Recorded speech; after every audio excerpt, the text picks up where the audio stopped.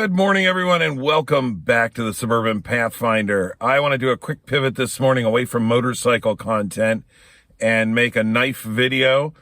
Pretty soon it's going to be time to be doing some moto vlogging and things like that. And hopefully I'll get to do some camping this year. And I intend to do some bushcrafting videos, which has put me in a knife sort of frame of mind. And I've bought a couple of new bushcrafty type knives, but I also got in the mood to do a little bit of knife building. And I bought a couple of blade blanks, both of which are made, well, actually I have a third one inbound, but it's not here yet. The two that I already have are both made by Kizlyar Supreme in Russia. Actually, this one's not particularly bushcrafty. This is their Senpai. It's actually a fairly good utilitarian blade, but as you can see, it's a tanto blade. Not exactly the American, very angular chisel tip type of tanto, but more of a traditional Japanese style tanto, but without a very traditional handle. So I bought this. And I probably wouldn't have bought this except that it was relatively inexpensive, about $40. And it's in PGK, which is a steel, a German steel, which is very similar to Crucible's Crewware. And I have no experience working with super steels, although I will talk about that a little bit. I've already done something here which has taught me a few things. And I also bought this is also from Kizlyar Supreme, their Forester. This is very much a bushcrafty type blade. We've got a convex Scandi ground blade. And you can see I've already done the sort of tedious, time-consuming portion of fitting the scales, getting everything lined up, and drilling out the lanyard hole. But obviously, these brown micarta scales are going to have to be shaped. I didn't bother filming the process of fitting these micarta scales or slabs to the knife. I have a tendency when I do benchtop stuff, especially if I'm filming the process, to go into way too much detail. I suddenly get the idea that I'm giving a master class on how to set up and run a lathe.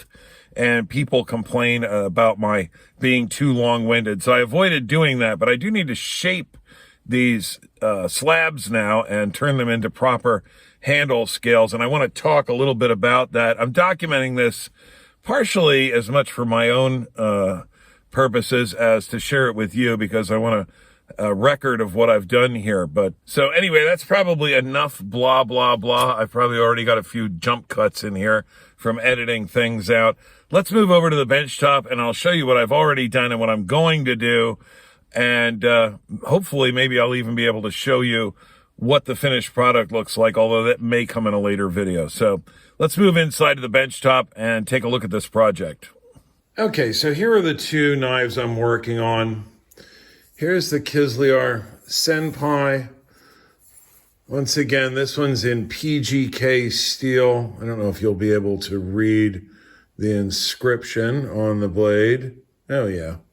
It's also stamped PGK over here. Now, as I mentioned, PGK is essentially the analog equivalent of Crewware, but it's made by Lohmann Steel in Germany.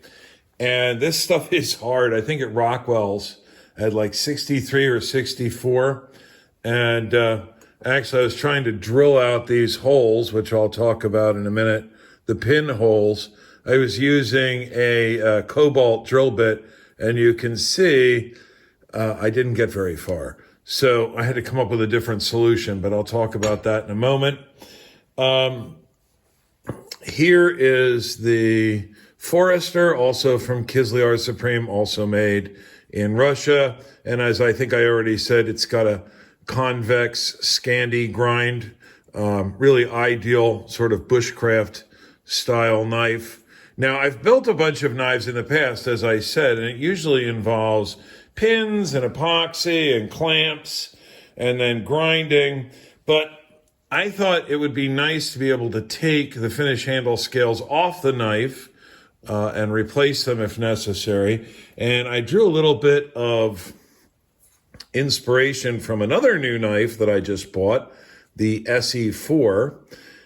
This one has 3 screws holding each of the handle scales on. And these are, as I'll show you, they're these type of Chicago screws or sex screws. You've got a male and a female, and they go through the pinholes, and you can clamp the handle scales on. But I was having trouble finding these in order to build my new knife, to find suitable screws for building my new knives. And I got the idea, well, hey, the shaft of these screws that came with my SE4 are just a tiny, tiny bit undersized for these holes. And I thought, I did some miking, and it looked like it was about 0.004 difference. And I thought, well, I'll just order if SE sells replacement screws, and they do, they sell complete sets for $6. I know they're good quality. And so I ordered some in, and I thought, well, I'll just run some drill bits through these holes, and voila, I'll be able to use these screws. Well, as I already said, that's not the case. I was not able to drill these holes out. So what I had to do, the first step in this tedious process, was I had to take the screws and put them in the lathe and turn them down some. I don't know if you'll be able to see, but I had to, and I couldn't really get in here with the lathe tool and cut these down. I had to chuck them up in the lathe. I used a piece of threaded rod to simply screw these onto the end of, I chucked this up in the lathe, and I used a file to reduce the diameter. And luckily that wasn't much work, because again, we were only looking at like 0.004. Let me take this other screw out so you can see. And I didn't film any of that. It was sort of a tedious trial and error process.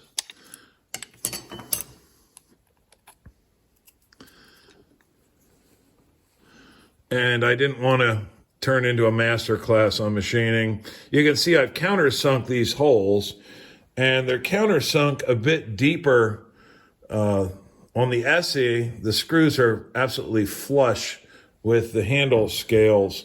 These I'm going to have to shape some. They're going to have to be contoured as well as cut out. And you can see I've got this, I bead blasted this side to see what it would look like. Not look like I wanted it to not look like a 1950s circuit board. So I bead blasted this side, and I think that's an acceptable sort of look for a knife handle. And another little cheater thing that I did was I made up some little helper pins. These are just turned out of aluminum on the lathe. So I could get everything lined up. You know, you drill one hole, put a helper pin in, get your scales lined up, drill another hole, put the other helper pin in. That way you know that like your lanyard hole is going to be lined up reasonably well. I left a little bit of slop in here because you just don't want to make stuff too tight. I've run into that problem in the past before. So once I had everything put together like this, as you can see, I traced the scales with a red Sharpie, a fine red Sharpie. And now the next step is going to be to go onto the bandsaw, cut this out, leaving the red line intact. And then we'll probably go to the bench-mounted band sander and just reduce this until we just barely get rid of the red line. So I'm going to go ahead and do that, and I will be back. All right, so I've got the two scales, or slabs still, I guess, more or less roughed out. I did try doing some shaping, taking it back to the red Sharpie mark using the bench-mounted band sander, but I found that this phenolic resin, whatever is in this, was loading up the belt, and you can see how it's sort of scorched and discolored in spots here.